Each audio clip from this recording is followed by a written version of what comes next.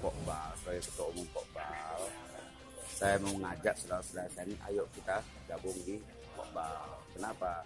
Karena Pokbal ini organisasi profesi ojek. Kan gitu. Arti Pokbal aja Persatuan Ojek Kota Bandar Lampung. Berarti seluruh ojek yang ada di Kota Bandar Lampung harus bersatu.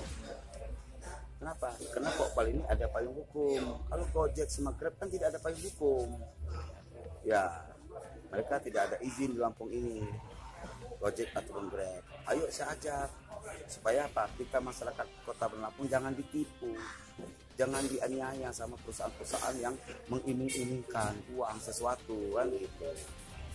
Nah, jadi mereka dari Grab, dari Grab per Grab, tidak semua Grab ya, tidak semua Grab, tapi salah satu dari Grab per Grab gabung ke kita, sudah gabung ke kita, memberi kita Pokbal surat permohonan kerjasama. Kita terima, kita balas surat itu, diketahui sama Bapak Kapolresta, Bapak DPRD, Bapak Wali Kota, supaya kami ini bagaimana supaya kami ini dideklarasiin satu iring satu jalan bahwa Grab yang family satu ini sudah gabung di Pokbal gitu.